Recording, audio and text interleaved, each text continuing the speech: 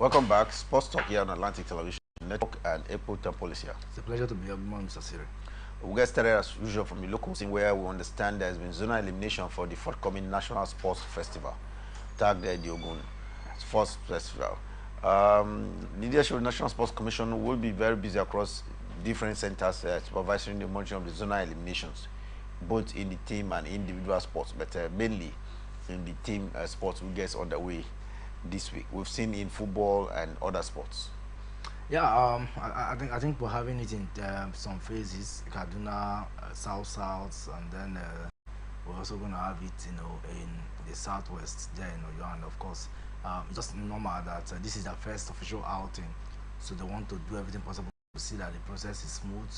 Lapade will be in one quarter, while the Madam Diko will be in the other, just to see that, just to see to the affairs and the running of those elimination events. And for me, I think it's good. Their presence will make a whole lot of difference, and it's good to see them, get to know how far they're faring. But I asked a simple question: who then will now come to South, because Jazz started on Monday, but I'm sure they have all done their homework. They have representative everywhere, and it's good to get to see the leadership rather than being in the office to send directive. They should be there to see the happenings themselves. Talking about the leadership, Bukola, the General of the Sports Commission, and the chairman of the commission, moving around some of the centers.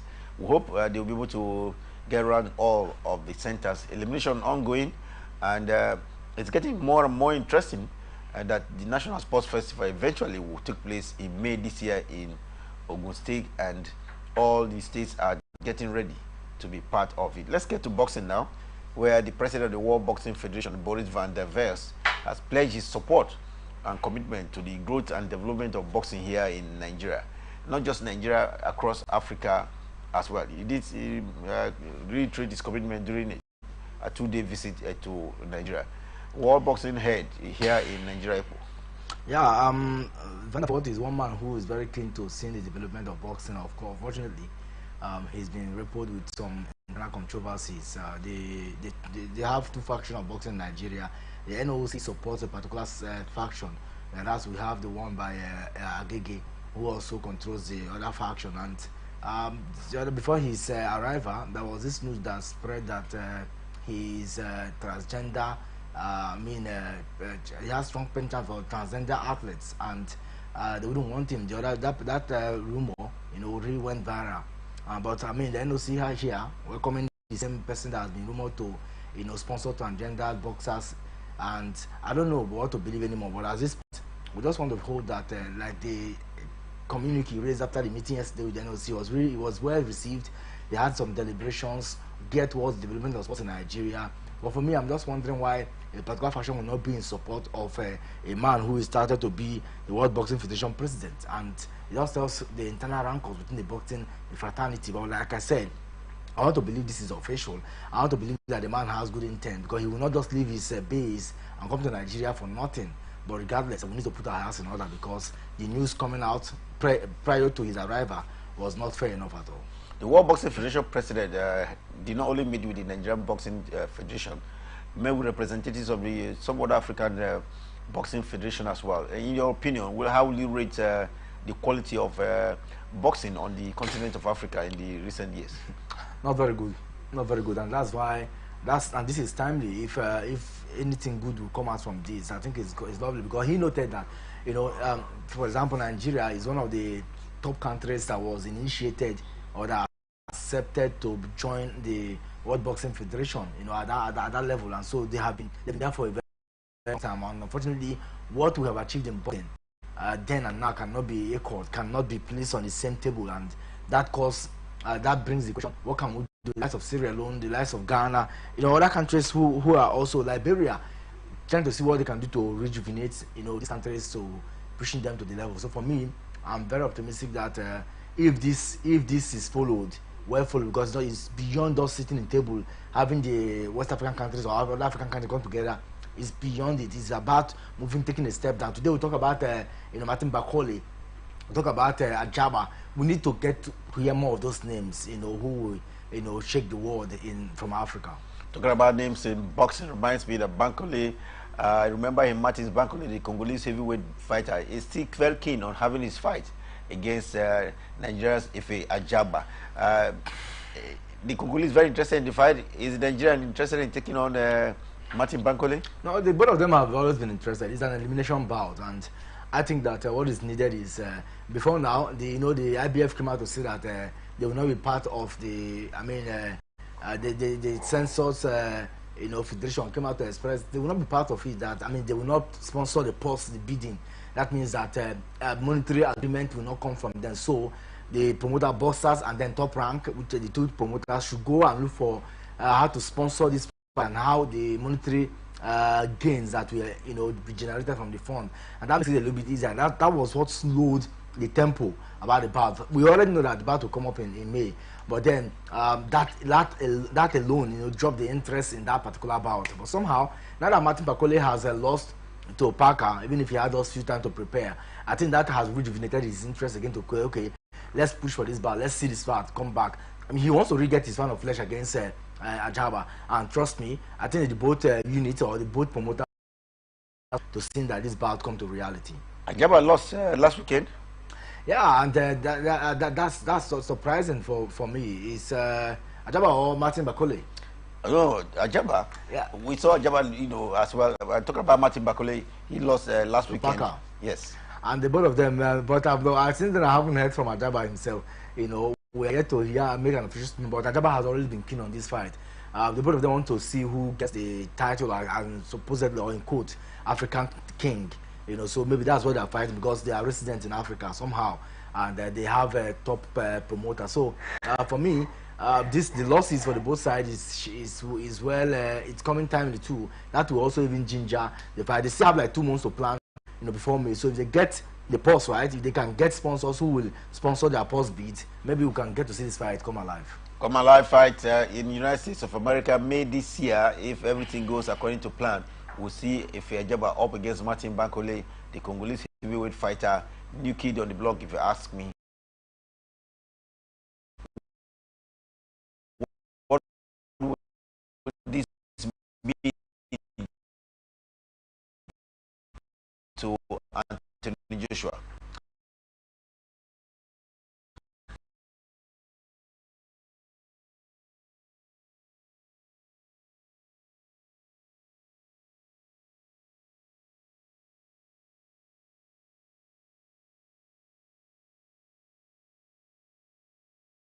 Before that, the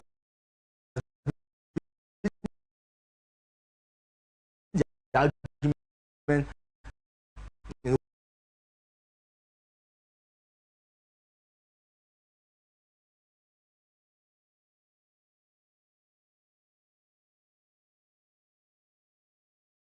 5 International Table Tennis Federation African Cup competition, advancing to the knockout stage of the competition. If I'm talking about Quadri now, he's looking like Methuselah. He's always giving his best anytime he represents the country. No doubt, he's always flawless in the corner of Africa. The only man in the last 1 decade that I can hold my hand to so is Omar Assar. At some point, Omar Assar even dropped, and he's just been the only man fighting Aruna Quadri. I don't see any other name there, because when it comes to the corner of Africa, there's a Motayo now emerging as well. Yeah, Motayo coming from Nigeria. They are not in the same class. In Africa, Aruna Quadri is expected to always be one of the ticket holders, qualifying to that level. But I'm happy that Motayo has always been there. But somehow he's showcasing he's showing that, come on, after Aruna Quadri, I might just be the man. The likes of Taiwo Mati, young lads are also not slacking. But for me, I think that for what Motayo and qualifying to the later stages of the competition, it can be very interesting. And for me, the both of them have really done very well in the first one. Talking about Nigeria qualifying for the next stage of the International Table Tennis African Cup competition, we have the Egyptians as well, not disappointing. The Egyptians are not disappointing, of course. Obviously, the likes of Meshref, the queen of tennis in Africa, the likes of Omar Assar, you get to see them, Abdul. These are names that resonates when you talk about table tennis in Africa. And I have no doubt that these guys will slug it out. But for me, I still believe that from the semi-finals, we're going to see very cagey, because it's about picking the 2 tickets, to represent Africa at the International Cup coming up soon later in the year. Well, over 50 tennis players are already out there struggling out to get who gets the ticket. Let's hope it will become easy for the Nigerian representative at the International Table Tennis Federation African Cup Series. Now, still in tennis, but this time move across to Europe, where British Cameron Norrie has been beaten by teenage American qualifier Lina Tien in the opening round of the Mexican Open in Acapulco. This is shocking. A qualifier taking out Cameron Norrie, who is now number 74 in the world. For me, Syria, I mean, anything Cameron Norrie sometimes these days it can be very interesting. It's up and down. It's up and down. You know, he came out from injury. He's participated in 2 tournaments so far this year, and he's lost it. Losing against a player that is 9th place below you can be very, you know. But I just know that this man is coming from injury. We saw little or less of him last season, so gradually he's just building momentum. He can be a very good guy on a very good day, but somehow, I mean, losing to Lena 10, it's not a story I don't want to talk about.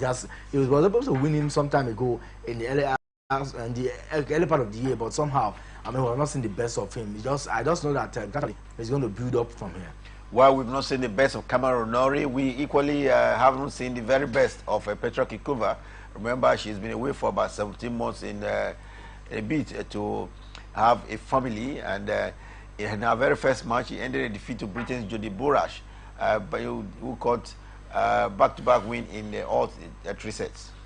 The player ranked on 199th. Julia Burger had also been very consistent in WTA, but somehow I'm sure that when you play a player that just came back from maternity leave and then playing her first WTA game after a long time since 2023, you just know that it takes a whole lot of energy. She came, you know, very strong that one, winning the first opening game, but she lost the first, lost the second set, and I mean the rest is, they said, is history. But I don't expect anything less, because anything more, because she's 34, she's already aged, and by the fact that she also went on maternity, came back, I mean, it will take her a long time. Kiptova used to be a very fine player. I remember when she won the Wimbledon. 2 times champion. Yes, and a lovely player. I tell you, she was one of the fantastic names, you know, in the WTA series back then, competing with the likes of Serena Williams and the big ladies over there. But things have really changed, and the young lads we're seeing now have no respect for themselves, because I mean, you have to be at your best. The energy, you know, from Jory Bugda was just massive yesterday. Well, now let's get to athletics, where we understand regional athletics body for the under 18 and under 20 will be taking place in Accra, Ghana. The Confederation of African Athletics Championship for 2025, we understand, will as well move to Algeria in July this year. EPO, this is catching them young, aim at replacing some of the age athletes in across Africa. So what do we make of it? 500 athletes expected to be put together by 50 countries in a bid to discover young talents. Yeah, and it's good. I mean, if we want to have any elimination, I mean, meet in the continent of Africa, then it has to be, you know, getting them from the young age, organizing meet for them. Like I keep saying that every quarter we should be having athletics events across the continent of Africa. But now, I think what we want to do is to regroup in zonal basis, so that they can have it, you know, done. Then they can pick, you know, these ones from that place to represent at big ones. We have a lot of athletics championship this year. The good thing about this one is that we have our own, you know, COA, who is part of the governing body now, and I'm sure that he will do a whole lot. We need to get the young ones. That's the only way we can sustain the athletics activities we're building in the continent of Africa. Talking about getting young ones, what do you make of it in this under 18, under 20 championship? Are we expecting to be using foreign-based athletes to compete? For me, I mean, some of these young lads at this age grade are in the college, and so if we have good sponsorship, they can get them to participate. It will be lovely, Mr. Siri, no doubt about it. Although we have more from this place, no doubt. Nigerian Federation will always tell you that we have more from here, so let's give them opportunities. Yes, which I agree. But if we have talent who wants to come down to this continent of Africa, and they're free enough, and they can, you know, give them the get them down, encourage them to be part of it. Nothing stopping them. After all, during World Cup qualifiers, don't we have players coming down to?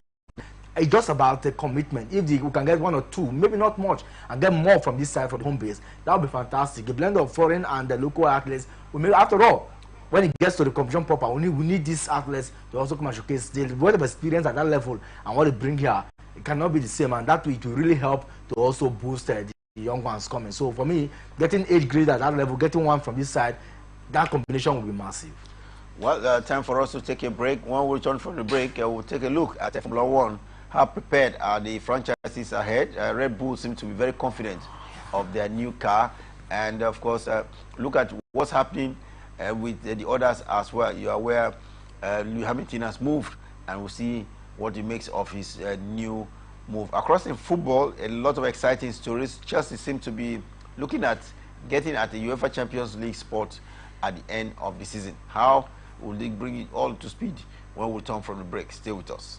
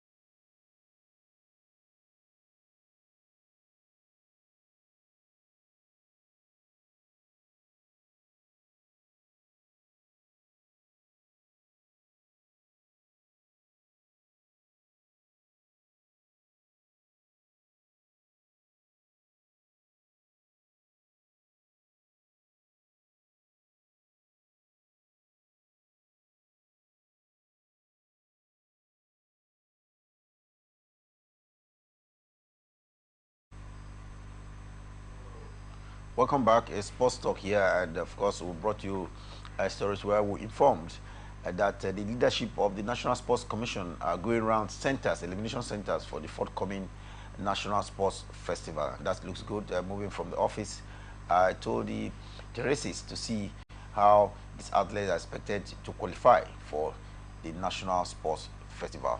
And beyond that, we told you how the World Boxing Federation president is in touch with his Nigerian counterpart and some African countries, all in improving on the quality of boxing across the continent of Africa. Now, let's bring you some latest coming from the world of Formula One, where Verstappen says Red Bull are very confident they have made the right changes to their car as they seek to win a fourth consecutive driver's title. Can this get through? Looking at Red Bull and Max Verstappen, what you saw of them last season and what we expect of them this season.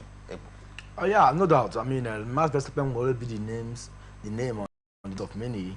With his New Zealander Liam, Thompson. Let's see how the both of them will, will partner. Sergio Perez was good in the first season. Unfortunately, I mean, his stay was short-lived because he couldn't live up to the expectations, and he's been replaced. So we're going to see that blend, that energy, and that support that Dan would to bring to him. But one thing very striking is that we've seen a whole lot. Now they've worked on the engine, the aerodynamics, no doubt.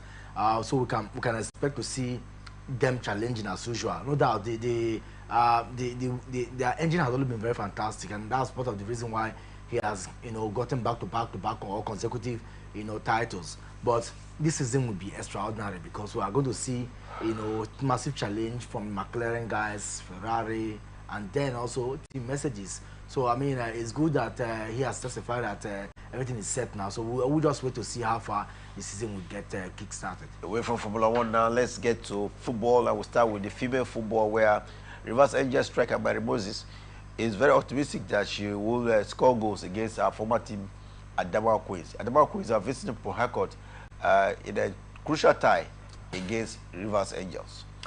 Rivers Angels are they are the team to beat. I've said it before that it will be difficult for them to lose at home. They haven't lost any game at home. I think the least they've achieved was to get a draw, and any team coming here would need to be at their very best. They must get something. I don't see them lose. I think they're going to win today. They are topping the league comfortably. I just hope that they need to win with maximum point, because that's just my challenge. I get to the level, but as for picking the sole ticket, that's what every team is fighting right now. So for me, I have no doubt that they will win today's game. Talking about Rivers Angels, do you see the injection of a new coach and what looks like a virtually new team roaming up of the performances so far this season? And that's the beauty. I mean, they're still gelling. But when they went away to Delta to get that maximum 2-1 win, Blankson said it outrightly that they are going to be all of someone who is very loud, and so and somehow he's been matching his loudness with results. I just hope that he continues like that. Today, I expect him to get a fine result against the opposition team, and if he does that, the energy will grow. These players he's still test running. I don't think they've really gelled. The way they play, they have some difficulties too, but somehow, I mean, with the trainings and the matchup, we just expect that they continue to get good results, especially at home. Talking about Rivers Angels today at their Dokia Messimeka Stadium in Port Harcourt, they host Nasarawa Queens. Meanwhile, Edo Queens will take on Ekiti Queens in Benin. Harlan Queens will take on Conference Queens in yet another fixture in Owerri, where Remo Stars ladies are at home against Nasarawa Amazons, while the Danas ladies will take on Abia Angels. That's in Group A. In Group B, we see Niger Ratels take on Benue Queens, while FC Robo Queens will take Bayelsa Queens. Bayelsa Queens joint leaders with Rivers Angels at the top of Group B, where Delta Queens as well will take on Ibom Angels. Bayelsa Queens not letting off any points here. Yeah, they are, and they're even topping the table. They have a +9 goal difference as compared to the 6 of Rivers Angels. When you plus or minus the aggregate and 4 against, So you expect that any clash that comes away won't be an easy one at all. For Rivers Angels, they need to score more goals. As I said, that getting more goals at this point becomes very imperative. Yes, I know that 3 teams will qualify automatically from the group for the Super 6, but Bayelsa Queens rather, they are always going to do the needful. For them today, playing against Akantaba, they travel away to play FC Robo Queens in Lagos. That means they have to be at their best. They need to get a result against FC Robo if they must continue to top that table, because Rivers Angels are going to play at home and at the Dokia Stadium. So I think more advantage for Rivers Angels as compared to the Bayelsa Queens. Anything less than win, and winning with good goal margin, they might just drop from the top tier of the Group B in the NWFL. Okay, talking about the NWFL, now let's look at the Nigerian Premier Football League, where there will be some kind of historic ties tonight. Enyimba International up against Shooting Stars of Ibadan. If you're a follower of Nigerian football, definitely you must keep an eye on this one. It is traditional fixture. It is, and I think that it even makes it more easy. Enyimba have not been in fantastic form. A lot to be said about the Enyimba in recent time. I don't know, but teams are just like that. I just hope that they can get their hands on this particular one. Fans will be hoping that they can get a win in this one, but can they? Well, I've seen them falter even at home. So when we talk about the Imba, one is not really inspired with the way they perform, but I just hope that they can get a win today. Talking about getting a win, that's what Rangers International hope for at the Cathedral in Enugu, because they have Sunshine Stars of Akure visiting. For Sunshine Stars, I think that they will also have to, they are not taking anything to chance. But at the Cathedral, it's difficult. I think they've lost those 2 games there this season. Almost as speaking, coming to pick a draw recently. It's losing that game rather. It's difficult to always get a win at the Cathedral. But who says that football cannot speak itself? I just hope that they can go away from Mondo and get a good game there today. Well, in Lafia, Nasarawa United will be up against the league leaders, runaway league leaders, Remo Stars. Nasarawa United will have in attendance the new sports commissioner, Chief Danladi. Isaac Danladi will be there as a guest of honor for that fixture. While in Kano, it will be Kano Pillars up against Aqua United with a new sports commissioner as well. Chief Paul Bassi has been appointed as commissioner for sports in Akwa Ibom State. How do this appointment rub on these fixtures tonight, April? I think that for Danladi, his presence will inspire the team. He's been around the team for a while now. But now that he's the head of sports now, when you're the commissioner, you are the head of everything sports in the state. Unlike you taking directive from the commissioner, so maybe he will be more focused now, because the first thing that his commissioner does is to look at the main team and how far they go. That's what determines success for them. So they need to be they need to do everything possible to ensure that that motivation is given to ensure that that team go high. So I think it will be a very tricky encounter, because Remo Stars coming to play DM there. Solid miners, they need to be at their very best. They are swimming in the relegation zone, and don't take anything for granted tonight. I don't expect much from for his presence. Like I said, it will not be business as usual, because he's not the one in charge who will not give directive other than taking directive. Same for Bassi. First off, good congratulations to him, like he said. I think that that will also see. Maybe there are internal issues that have bedeviled the effort of the team. He's not the one who gives the directives this time, and just maybe that might also play a role in today's encounter. Talking about relegation, Lobby Stars are at home in Makurdi against Niger Tornadoes. Lobby Stars had their coach fired, and the assistant coach so far seems to have done well. Do you see him continue in this fixture against Niger Tornadoes tonight? For Lobby Stars, I think that he will. Yes, he will. We're going to see something. We're going to see a very strong encounter. The resignation has really not been a good timing for them. But let's see if whatever he brings to the table today matters a lot. We'll get to see how far he brings and to see how far he can rejuvenate the side. He's one man who has been within the circle of club football in Nigeria, so his experience will be tested today. Well, let's go across to the national scene now, and Super Falcons are set to face Benin Republic in the final round of the 2026 Women's African Cup of Nations qualifiers. Ekpo, Super Falcons need to secure this ticket in a very decisive round. Very decisive round, like you said, and I think that they need to do it in a very fine form. They must get the ticket. They must beat Benin and Silly. But then football can be very tricky. They scored 5 past the counterparts from Benin Republic. Yeah, and I hope that they can also do the needful this time around. But they have to take it every game seriously. And this one, but I'm very optimistic that they will just qualify. It's just I don't want to call it a rubber stamp game already, but let's see how it goes. Well, let's hope that they can get the job done and done properly. Super Falcons have a tradition of at least always representing the continent, Nigeria, and the continent as well when it comes to football. Now let's quickly, because we're running out of time, go across to Europe, and tonight there will be some Premier League fixtures. But last night we saw Chelsea, Epo, try to make a statement for top 4 in the Premier League. Yeah, that were funny thrashing was good enough for them. What did they trash? Southampton, the rock bottom team. At least it's good for their confidence. Chelsea have not been in fantastic form. They've not been sent time.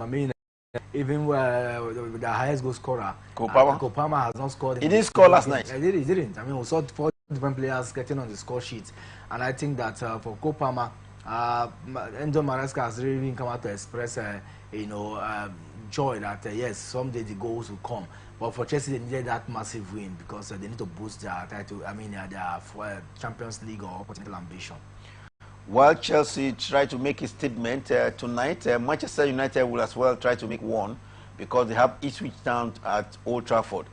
Manchester United of recent has had a very poor season. They are presently 16 or 17 on the log on the Premier League table, and this is the worst ever performance or season you see of Manchester United. Can they, announce 3 points from Ipswich Town?